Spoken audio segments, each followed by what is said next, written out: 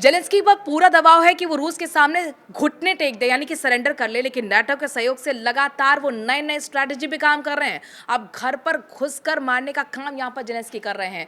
ताज़ा जानकारी मिल रही है कि 10 सितंबर को भी रूस के मॉस्को पर हमला किया गया है। यूक्रेन की तरफ से ड्रोन के जरिए हमला किया गया है। इससे पहले आपको याद होगा कि 26 अगस्त में 26/11 की तर्ज पर ही 38 मंजिला इमारत पर भी हमला किया गया था यूक्रेन की तरफ से।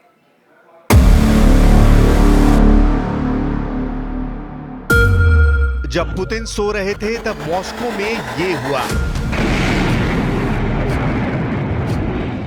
इस धमाके पर जेलेंस्की के नए ऑर्डर की छाप लगी हुई है। इस धमाके में पुतिन को फिर से बेइज्जत करने वाला इरादा नजर आ रहा है। क्या ये धमाका रूस और नेटो के बीच सीधे युद्ध की शुरुआत कर सकता है? क्या ये धमाका पुतिन और बाइडेन के बीच सीधी टक्कर की वजह बन सकता है? हमला सुबह 4 बजे के करीब हुआ। देखिए बिल्डिंग का क्या हाल हुआ है। ये मॉस्को रीजन का रेमेंस्कोय इलाका है और यहां तक पहुंच गया जेलेंस्की का किलर ड्रोन। हमला एक रिहायशी इमारत पर हुआ है। फ्लैट्स के अंदर आग लगी हुई है और यहाँ लोगों के जख्मों पर यूक्रेन के ऑपरेशन मॉस्को की छाप साफ नजर आ रही है। Ну, страшно. Первый мы, когда услышали взрыв, это был на Спортивной, то есть и то, думаю, господи, долетел. Второй дрон прилетел уже сюда, то есть, конечно, мы были в шоке, что еще рядом, еще второй раз. И пока я просто переходила между комнат, и как раз слышала, вот летел это третий, но это было очень громко, и взрыв, ну, очень мощный. Но у нас вот выбило даже, ну, все окна, и дверь балконную прям вот так, и через эти щелки залетело стекло, вообще в комнату было. Так что, ну, ужасно, конечно. इस हमले में एक महिला की मौत हुई है और 3 लोग घायल हुए हैं। धमाका इतना जबरदस्त था कि आसपास की सभी इमारतों को खाली करा लिया गया।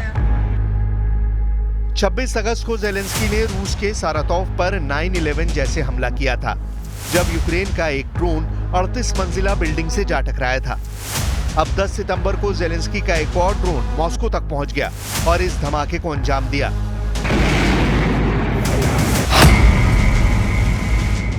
कीव से मॉस्को की दूरी करीब 800 किलोमीटर है, यानी साफ है कि जेलेंस्की के ड्रोन ने 800 किलोमीटर की उड़ान भरकर पुतिन की राजधानी पर हमला किया है। यह ऐसा फासला है जिसके लिए जेलेंस्की के पास लॉन्ग रेंज ड्रोन है। मॉस्को में रिहायशी इमारत में धमाके की दहशत सुबह भी देखी जा सकती है। बिल्डिंग का हाल देखिए और जेलेंस्की के ड्रोन की पावर को समझिए। इस वीडियो में आप बिल्डिंग को हुए नुकसान को समझ सकते हैं। ऊपर से नीचे तक देखेंगे तो पता चलेगा कि 7वें फ्लोर से टॉप फ्लोर तक धमाके का बड़ा असर पड़ा है। इस 17 मंजिला इमारत के ऊपर के 10 फ्लोर पर जबरदस्त नुकसान पहुंचा है। ऊपर से 10 फ्लोर देखिए, यहाँ यह आधी बिल्डिंग ड्रोन से तबाह हो चुकी है। जेलेंस्की का ड्रोन 13वीं मंजिल से जाकर टकराया और फिर बहुत बड़ा धमाका हुआ, जिससे पूरा रूस हिल गया।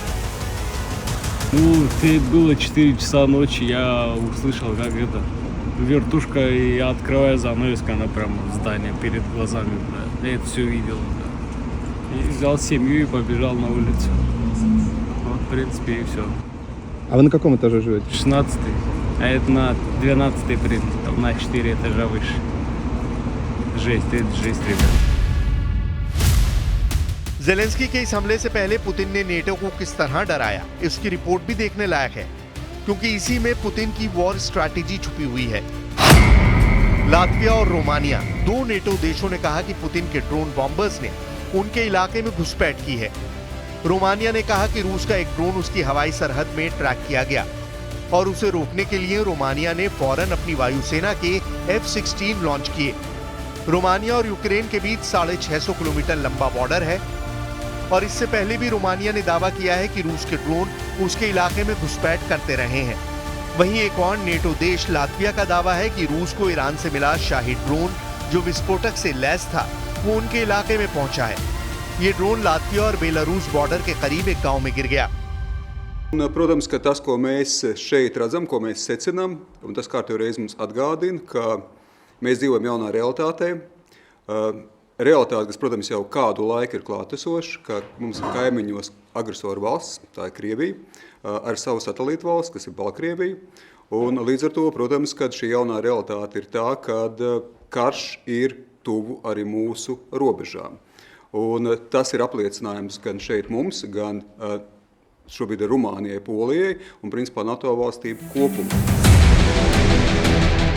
ये पुतिन के तेवर हैं जो नेटो को काउंटर करने के लिए पुतिन हमेशा दिखाते रहते हैं। ज़ेलेंस्की के सामने सरेंडर करने का प्रेशर है, लेकिन नेटो की मदद से वो अब तक युद्ध को खींचने में कामयाब रहे हैं। देखा जाए तो फरवरी 2022 से जो युद्ध शुरू हुआ है उसमें अभी तक जीत का दावा किसी ने नहीं किया है, लेकिन सारातोव, कुर्स्क और मॉस्को के हमले ज़ेलेंस्की की घर में घुसकर मारने वाली वॉर स्टेटमेंट दिखा रहे हैं।